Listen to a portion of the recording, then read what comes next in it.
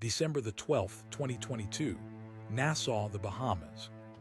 Police officers walk into a gated beachfront compound and arrest a 30-year-old man in a t-shirt and cargo shorts. 4 months earlier, this same man was on the cover of Fortune magazine under a headline asking if he was the next Warren Buffett. He built a cryptocurrency exchange that moved billions of dollars a day, put its name on an NBA arena in Miami, and gave more money to American election campaigns in a single year than almost anyone else in the country. 9 days before this arrest, his companies controlled $8 billion that belonged to other people. 9 days before this arrest, that money was simply gone. This is paper empires. To understand how a college kid built one of the biggest financial empires of the century in 3 years, start with a philosophy he picked up at 19. At MIT, Sam Bankman-Fried met philosopher Will MacAskill, who introduced him to effective altruism: earn as much as possible, then give it away. He took the idea literally. A physics degree, a stint as a quant trader at Jane Street Capital, and in November 2017, at 25, he quit to start his own trading firm, Alameda Research. Not Alameda Crypto Arbitrage. Research, a boring name chosen so banks would ask fewer questions. In May 2019, Bankman-Fried and his MIT roommate Gary Wang launched a cryptocurrency exchange called FTX, where anyone could trade with leverage on Bitcoin, Ether, and hundreds of smaller coins. Alameda became FTX's largest market maker from day one.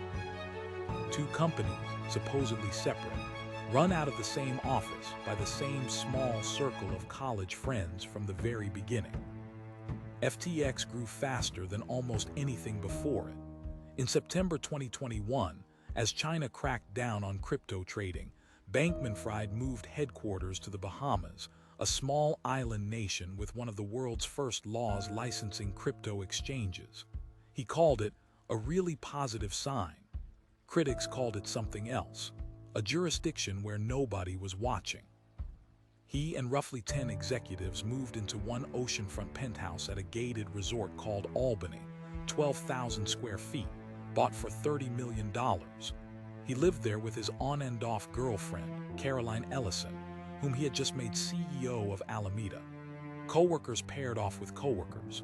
The line between office and bedroom barely existed. Neither did the line between FTX and Alameda. By January 2022, investors valued FTX at $32 billion. Bankman-Fried personally was worth an estimated $26.5 billion. And he did not look the part. Curly, uncombed hair, a t-shirt and cargo shorts, even in boardrooms. He slept on a beanbag chair in his office and reportedly played video games while pitching one of Silicon Valley's biggest venture firms. Fortune put him on its cover that August. Is this the next Warren Buffett? He spent money on a scale few founders ever had. $135 million for naming rights to the arena where the Miami Heat play. A Super Bowl ad starring Larry David, saying no to history's great inventions, the wheel, the fork, indoor plumbing, then saying no to FTX too.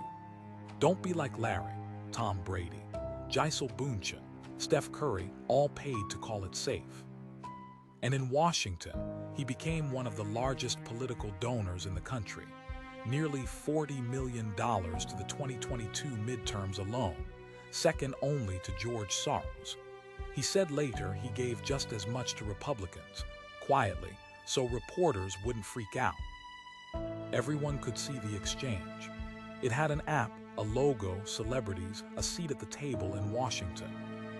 Almost nobody could see what was happening one floor over, inside the trading firm that shared his name, his money, and investigators would later find his customers' money too.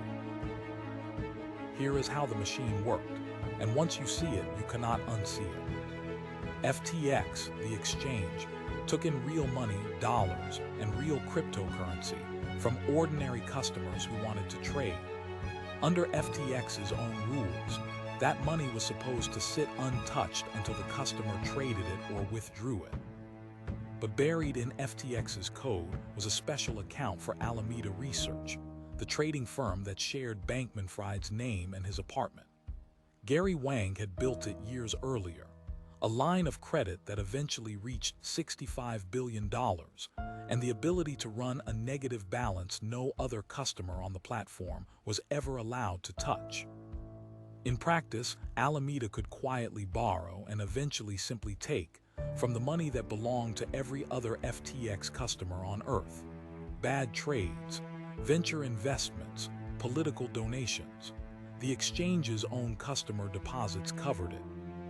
To make Alameda's books look healthy, there was one more trick: FTT, a token FTX itself had invented and could print at will. Alameda held billions of dollars of it as an asset, a coin backed by nothing but the exchange's own promise that the coin was worth something. Customer money goes into FTX. It quietly drains into Alameda through a backdoor only two men built. Alameda's hole gets patched with a token FTX prints for free. Watch it once, and you will never trust the phrase "your funds are safe" from a crypto exchange again. For 3 years, almost nobody outside a tiny circle knew the size of this hole. Then, on November the 2nd, 2022, a reporter named Ian Allison at a crypto trade publication called CoinDesk got hold of a private financial document, Alameda's actual balance sheet. It showed $14.6 billion in assets. $5.8 billion of it, nearly 40%, was FTT, the token FTX had made up out of thin air. One trader who read the story with particular interest was Changpeng Zhao, CZ, founder of Binance, FTX's biggest rival, sitting on tens of millions of dollars of that same token, left over from an old buyout deal. 4 days later, on November the 6th, CZ posted a tweet, short, almost boring. Binance, he wrote, would sell every FTT token it still held, due to recent revelations that have came to light. He added one more line, aimed squarely at Bankman-Fried's habit of quietly lobbying Washington. "We won't support people who lobby against other industry players." It read like a routine business decision. It detonated like a bomb. November the 7th, 2022, the day the machine started grinding in public. Bankman-Fried posts on Twitter, "FTX is fine. Assets are fine. We have enough to cover all client holdings." He deletes it hours later. At trial, Gary Wang would testify that at the exact moment his friend typed those words, FTX was staring at an $8 billion hole, and Bankman-Fried knew it. The tweet does not calm anyone down. Over the next 72 hours, customers pull $6 billion out of FTX. FTT, the coin propping up Alameda's balance sheet, falls more than 80% in 2 days. November the 8th, cornered, Bankman-Fried turns to the one person who could save him, his rival, CZ. Binance signs a non-binding letter of intent to buy FTX's international business. For about 24 hours, it looks like the story might end quietly. It does not. November the 9th, Binance walks away as a result of corporate due diligence. "We have decided that we will not pursue the potential acquisition." Translation: they opened the books, and what they found scared them more than the deal was worth. November the 10th, the Bahamas securities regulator freezes the local FTX entity's assets. Bankman-Fried is, by his own account, trying to raise $8 billion overnight. Nobody answers. November the 11th, 2022, FTX Trading Limited and more than 130 affiliated companies file for Chapter 11 in Delaware. Bankman-Fried resigns.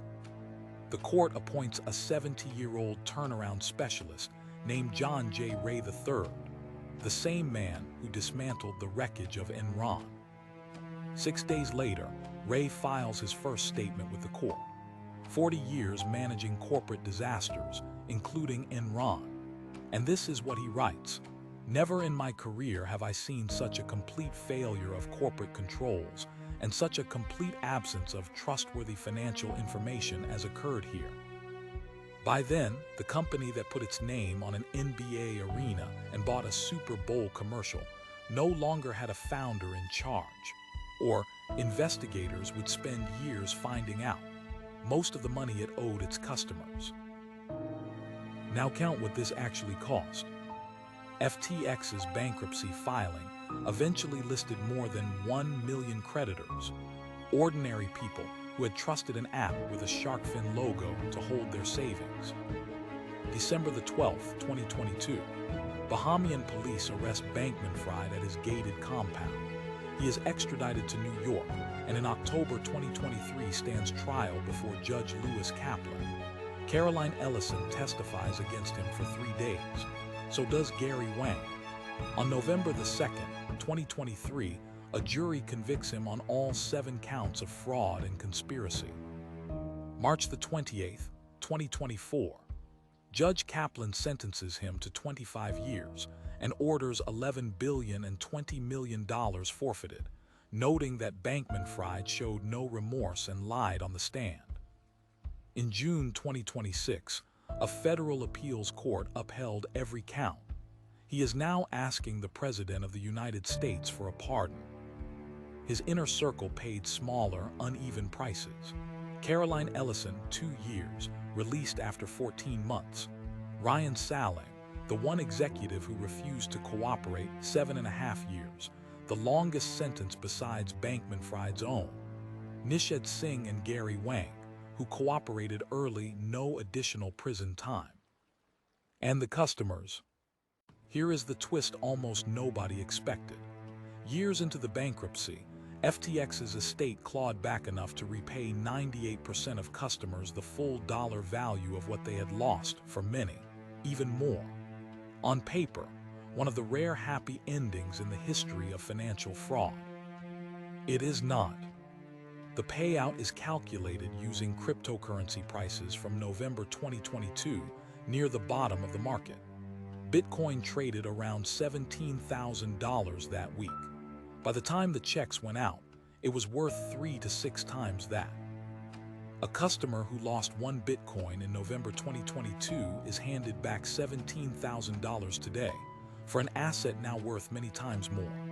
Made whole on paper, quietly shortchanged in reality.